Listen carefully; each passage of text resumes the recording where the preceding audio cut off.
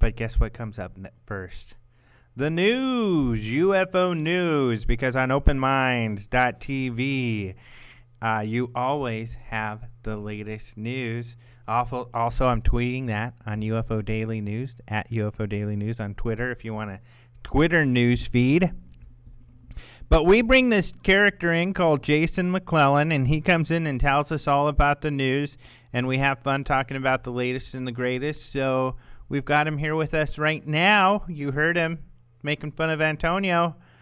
Jason McClellan, how are you?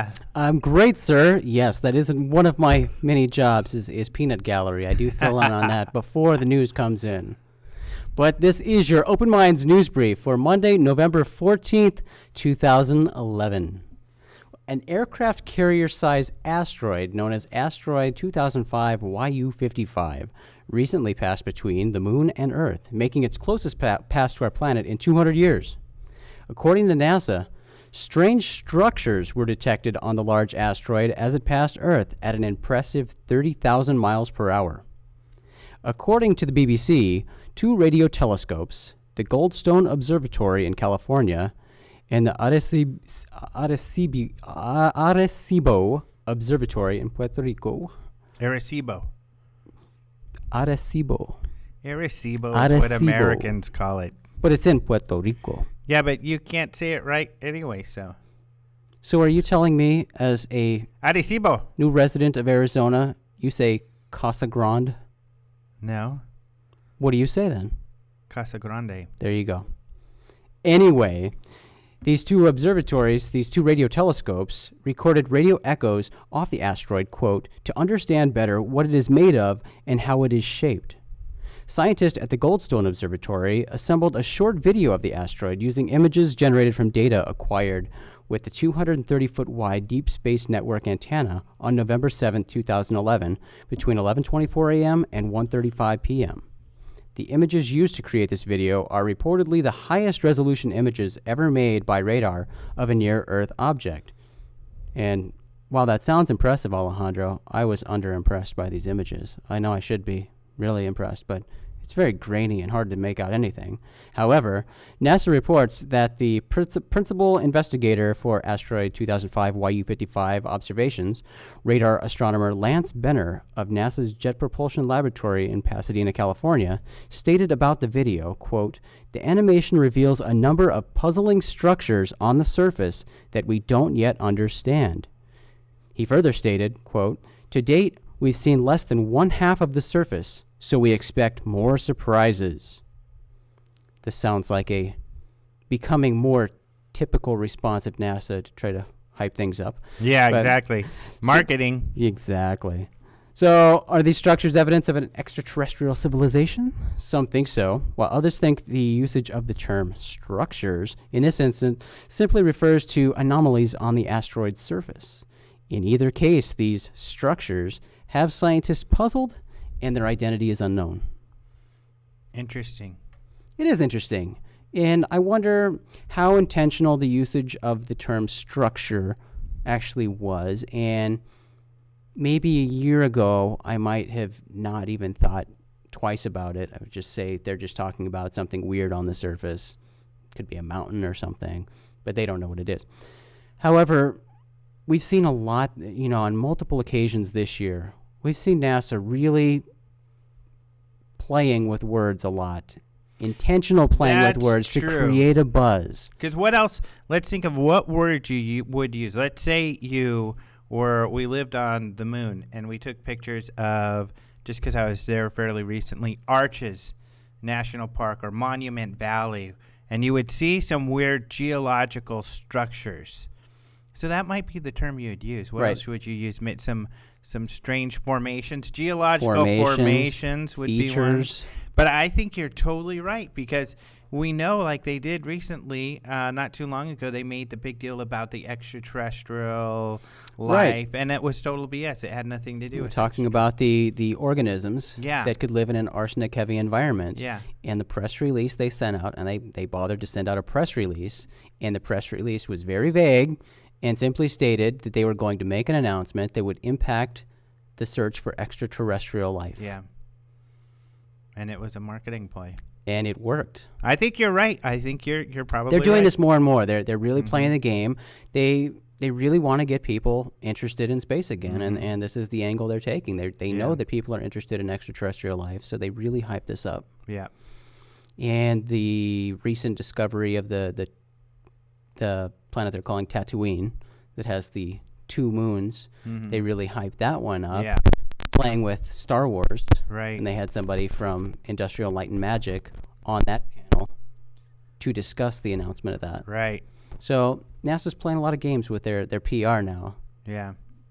Those And it's characters. I guess it's working for them. They're definitely getting the headlines with it. Yeah. Well, on talking about the phrasing of that, the usage of the word structure, we have more strange structures today. Gizmodo reporter Jesus. My microphone keeps clicking. Yeah. Now it's good. And I apologize to our listeners. I know it's annoying, but it's also annoying to Alejandro and myself because it's very loud in our ears. But Gizmodo reporter Jesus Diaz published a story on Saturday, November 13th, about multiple mysterious formations in the Chinese desert. The strange surface features and mysterious structures are visible using Google Maps. The first oddity pointed out by Diaz is a series of wide white lines. This formation reportedly covers an area approximately 1 mile long by more than 3,000 feet wide. Diaz mentions that the, quote, tracks are perfectly executed and they seem to be designed to be seen from orbit, end quote. He goes on to speculate, quote, perhaps it's some kind of targeting or calibrating grid for Chinese spy satellites? Maybe it's a QR code for aliens. Nobody really knows, end quote. Another similar pattern of lines is located approximately 20 miles west of the first pattern. In Alejandro, these lines that he mentions in the article, these are just a couple of the strange formations that appear within a relatively close area in China. There are many more that appear to be perhaps coded signals, coded patterns that, viewed from space, could translate to something. Have you tried to scan them with your iPhone and the little application? I haven't, because that app is specifically geared to QR codes. These don't appear to be QR codes. You never know. It might say China rules or something. I'll give it a try. But in some of these patterns, Alejandro, the interesting thing is when you zoom in, you can see that there are like vehicles that are blown up, like scorched vehicles and things like that. So it could indicate that, some sort of space-based weaponry testing is taking place there in these targets. Or not necessarily space-based. It could be just artillery or other type of missile testing and stuff like that. It certainly could be. And, that the vehicles there and the indication of scorching, of things being blown up, that's interesting. And then there's also one feature that looks like it could be perhaps an airfield, a couple of runways or something. But one of the things that could be a runway is really illuminated. It's very, very vividly blue and very, you can see it from space very clearly. And, a lot of times that indicates that you're looking at water. Water looks really weird from above. But when you really zoom in on it, it appears that you can see segments of perhaps some material that makes up this runway. It's like a long tile or something, but on a much larger scale. So who knows? I mean, you can speculate that it could be a runway that's made to be extremely visible from the air, which could lead you to then say, is it for UFOs, for spacecraft to be able to easily identify it coming from the sky? Who knows? Yeah. That's a stretch. I mean, that's just pure speculation. However, at the top of one of these runways, there's this big square on the ground. It's the same color of the runway. It seems to be attached to this runway, if it is runway.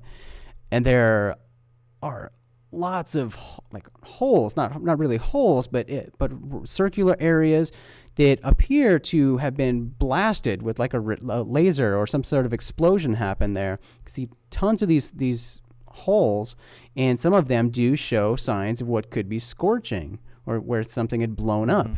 And they're just littered all over the place. So if this is a runway of some sort, either they have terrible pilots there who are crashing all the time, or something is being blown up there. Well, if you go look at Kirtland Air Force Base in the Manzano Mountains, you'll see all kinds of weird stuff that we have. They're secret projects, and they look so strange because they do stuff like they do some laser testing, even if White Sands, wherever they blow up bombs, they also have strange shapes for tracking, so they know how far the bombs went and stuff. But it's hard to say with some of this stuff. Like, that's one of my favorite things to do is just go over by Kirtland Air Force Base out into the mountains, and you look at all of the weird stuff that they have there and how strange it is. Like the laser testing lab they have out there is circular. It's really weird. They have this giant wooden structure, and you can't tell what it is from a satellite image, and it's for testing radiation on planes, where they'll have a plane there, and then there's radiation, and there's lots of pocked bomb areas. So Right. Who knows what the heck they could be testing out there. But yeah, all of the testing facilities and the proving grounds usually have some really cool stuff to look at from space. Well, everything looks so bizarre from space, you know, and then zooming down on it. I mean, this is a view that we're not used to seeing. But those patterns that you were talking about at first, it's funny because they look like modern art or something. Well, not modern, 70s, but they look like 70s artwork or something. Right. And I mean, when you fly in an airplane now and you look out the window, you know, you do see a lot of lines and things that look weird from the air. And you're like, what is that? That reminds me of a harrowing story. A harrowing story? Yeah. Well, you can't tease, you must share. Yeah, I wanted to share this with the listeners anyway because I think I almost died. Yes, you yesterday. need to share this story. So I'm landing in Phoenix, and I'm coming from Grand Junction, and it's a propeller plane, one of the bigger ones where it seats 4 across, but it's a propeller plane. We're coming in for a landing, and all of a sudden the plane takes a hard left, where we kept turning and turning and turning, and I thought we were going to flip all the way upside down. I mean, we kept going, and then finally he flipped hard right, where we just went the opposite direction before centering out and then coming in for the landing. But it was over the city where this happened, because when he leveled out, then you could start to see the Salt River, and we flew right over this building right here, so I could see the building and the ASU stadium. Then I knew we were gonna land, but it was the freakiest thing. I've done a lot of flying and a lot of traveling. I used to travel for work. I've never had anything like that happen. So did another airplane almost hit you? We don't know. We asked the stewardess, and she wouldn't tell us. She said, I don't know. She said, but that's what she suggested. She said we might have needed to avoid another plane, but I don't know what the protocol is. Maybe she's not supposed to go ask, because it didn't appear like she did. But one of the pilots, when they opened the door, you could see he was pretty flustered and freaked out. So I'm hoping somehow maybe I can give him a call and find out what happened. But I'm glad you mentioned an airplane so I could share. I'm glad you remembered to tell that story. That's pretty freaky, but yeah, I'm glad you made it back here. I made it. All right. And then my poor dog, it was the first time she'd flown, and because I had her with me. And yeah, she's not going to want to fly again. She was pretty upset. That's a bad first experience. Yeah. Jeez. Well, Alejandro, here's a story that I definitely want to squeeze in here. So our good friend Lee Spiegel of the Huffington Post reported that NBC cameraman R.D. Willis contacted him after seeing the buzz and confusion created by the New Orleans UFO video. Many of you are familiar with that video that made lots of headlines. It was a video that was shot during an NFL football game and outside the stadium. When NBC returned from a commercial, they showed this footage, and there were at least 3 lights that zipped behind a cathedral. And so that got people buzzing about UFOs in this video. And we talked about this a little last week, and while most of our conversation was garbled, I hope some people heard us talking about it. Yeah. But, when we looked at the video, we could tell that it was a time-lapse video, and that's something that a lot of people writing about this... When you looked at it. About this video, well, I'll say we. That was a good call. It was definitely a time-lapse video. Yeah. And when you have a time-lapse video, then it's less mysterious. Yeah. Because the thing that was super weird about this video is these objects zipping by through the sky really Right. fast. And going frame by frame, you could see they were flying behind the cathedral, which meant they weren't bugs flying close to the screen. Right. Or close to the lens. So just with that alone, you think, wow, we've got these big objects zipping through the sky. That's pretty freaky. But then with the time-lapse video, you know that the objects were moving considerably slower in real time. So with that, the cameraman, R.D. Willis, was actually the photographer who shot the footage that we see in that video, and he contacted Lee Spiegel at the Huffington Post because he saw all this buzz and people being confused about the video. So he contacted Lee to clear up the confusion. And he said, if you watch Sunday Night Football on a regular basis, you will recognize my time-lapse videos throughout the telecast. He pretty much goes around to, I believe it's Sunday Night Football, and every Sunday Night Football, he takes his camera rig and sets up and does these shots for the NFL, for NBC. And it's very common in sports. If you watch sports, you'll notice this, and you pay attention. Well, when they come back, it gives it sort of a cinematic effect. It's a very, very showy to do these time-lapse things when they come back from commercials. And it was good of you to notice that it was time-lapse because usually with time-lapse, they're showing the weather, the sunset, right, or maybe it's when big in clouds weather. come in, Right. and the clouds come in, even during the games to show you what a night, how nice it's been, or the clouds coming in during the game. Yeah. But it was just night. So that's, I think, why it was hard to tell it was time-lapse, because you usually, why would you time-lapse night? Well, and with his particular setup and the way he does it, it is so cool and different because of the process he does. If you watch the video, it's kind of confusing because you see this dolly shot where the camera's actually moving as the time-lapse is taking place. And so even our producer here, Tom Ruffin, when we watched the video together, oh, wow, I wonder how he did that. It had to be a pretty elaborate setup. And so what this photographer, R.D. Willis, told Lee Spiegel is that, quote, I move and manipulate my Nikon still DSLR camera with a computer-controlled panhead and dolly. This technique makes my time-lapse video motion seem more like real-time motion when in fact they are a series of still images played back very quickly. And he even provided Lee with a video showing his setup and how it works. It's very cool. He's got this still camera on a dolly on this track, and it moves, and it's controlled completely by computer. And that 30 seconds of footage that we see in that video actually took him more than an hour to complete. Wow. So, addressing the UFOs captured in his video, Willis told the Huffington Post, quote, the flying rods that are seen are actually single airplanes that happen to fly through the screen during each long shutter exposure. Because of the precise, repetitive nature of my camera support rig, one plane pass seems eerily like a UFO streaking through the sky.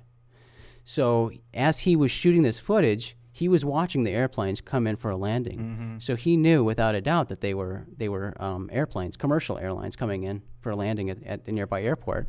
And so, unfortunately, you know, this new information should put to rest any question about what the mysterious lights were, but there are sure to be those who refuse to accept the airplane explanation. Yeah, that was funny because when Lee forwarded me that story, he wrote something like, unfortunately, some people might get mad because I'm showing what this really is, but, you know, you just, when you're searching for the truth, you got to share the truth. Yeah. Which I agree with him 100% there, and it was really cool of the photographer to get a hold of him. It really was, and he provided Lee with the original footage he shot too, so it didn't have the network's advertisement popping up, so you could see the whole video straight through. So that paired with the video of how his camera rig operates, you know, gave Lee the full story and wanted to really help people understand what they were seeing. Yeah, very cool. Yeah, it was great, and it was great for Lee Spiegel to let us know about that story as well. And Alejandro, I want to touch on one more story. The story is a little old, but we didn't get a chance to get to it last week, and I thought this one was kind of fun. But 3 Scottish kids were shocked when they saw a UFO on October 12th. The 3 boys were near Bridgen Court in Dingwall, Scotland, at approximately 7:30 p.m. that Wednesday night when they noticed a UFO above the trees that was, quote, quite big in size, but it wasn't going very fast. Cody McKenzie, one of the boys who witnessed the UFO, told the Rossshire Journal, quote, We were sitting down on the curb when we heard this loud humming noise. We looked up and saw the UFO just above the trees. I thought it was a UFO right away. It was shaped like one and had colored lights turning round and round underneath it. We didn't see anyone in it, but the lower part of it was a silver color. You could tell that because the lights were reflecting on it. Cody also claims that he, his brother Keelan, and a friend also saw black helicopters in the sky at the same time they saw the UFO. Cody describes hearing another UFO in the area, but he never saw that one. The boys say they were frightened by the mysterious object and feared it might land, so they quickly returned home. According to the Rothschild Journal, a Northern Constabulary spokesman in Dingwall said police had, quote, received no report of unexplained activity at that time. But Cody and the other kids know what they saw that night. And Cody even created a sketch of the UFO to show his parents. Did this cool little, like, typical kid drawing of a UFO and crayon. But they were genuinely frightened when they saw this thing in the sky, and they ran home.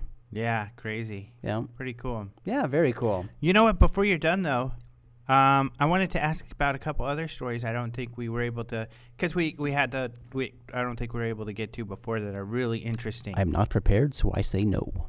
Yeah, you can do it. Go ahead. You're always prepared. Go ahead. The Robin Leach one. I don't know Speaking anything about Lee that. Spiegel. I'm a poor fellow, so I don't know anything about that story. You were telling me about I'm that not one. rich nor famous. You want to get to that one? Yeah, just if you could share, because that was kind of a cool story, if you could share with the listeners. Absolutely. See, I'm prepared for that one, Alejandro. Thanks, buddy. Well, Robin Leach, a show business journalist who is well known for his 11-year TV series, Lifestyles of the Rich and Famous, is fascinated by mysterious phenomena, including UFOs.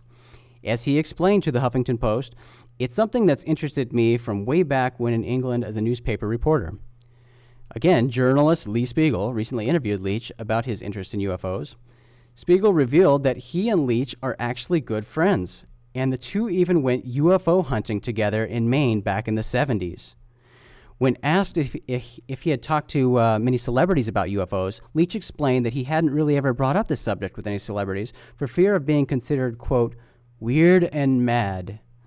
But he continued, quote, but we do know that over the years, everybody from presidents of the United States to major dignitaries around the world, and certainly some of our NASA space boys, they have claimed to have seen and photographed unexplained flying objects or phenomena. Commenting on his friendship with Spiegel, Leach paid Spiegel the tremendous compliment of calling him the leading expert in America on unexplained phenomena. Wow, cool. Pretty big stuff. I'm going to try. Robin Leach, Lifestyles of the Rich and Famous. I'm glad How you was went that? there. I wasn't going to do it, but but you frequently try to pull out your Nick Pope, so. Yeah. Well, that's pretty cool. I think it's cool, and what's cool is Lee's story, because he has the video of him talking with Robin Leach, and it's just kind of in a conference room. Yeah. So it's kind of a cool story. It's kind of cool to see that. Yeah, old buddies talking about their old UFO hunting days. Yeah. And it's cool to see so many celebrities coming out and talking about UFOs and stuff. And I wrote a story recently on the celebrities tweeting UFOs. Although I think, I wrote it, Billy Ray Cyrus, Demi Lovato, and Posh Spice. What's her real name? It's Posh Spice. It's Beckham, Victoria Beckham. Correct. All tweeting UFO sightings. Although I think that Victoria Beckham and Billy Ray were kidding. I do too. But I think that Demi Lovato doesn't seem like she was. Her and her friends seem to really see something over LA. I agree with you. There was a video, Yeah. and they seem like, they're giggling little girls out having fun. But well, I think they were giggling because the reporter seemed to really be hounding them. He seemed Yeah. kind of like a creepy dude. But yeah, so that was kind of real. But it's kind of neat. We've had other celebrities recently where there's no bones about it. Right. I saw a UFO, and they're being very clear. So that's why I really like that story. Well, there was And Robin Leach. on the Everybody used to watch him. I certainly did. Good old Yeah. 80s. Yeah. But in today's episode of the Open Minds Update with Maureen Ellsbury, she mentioned that, Jimmy Kimmel recently commented on UFOs on his show. Oh, yeah, that's right. I forgot about that. He He said wanted Obama He to... said if he were elected president, the first thing he would do is march into the White House and demand to see everything about UFOs. Yeah, that's funny. Yep. Okay, I'm going to put you on the spot again. The Royal Society.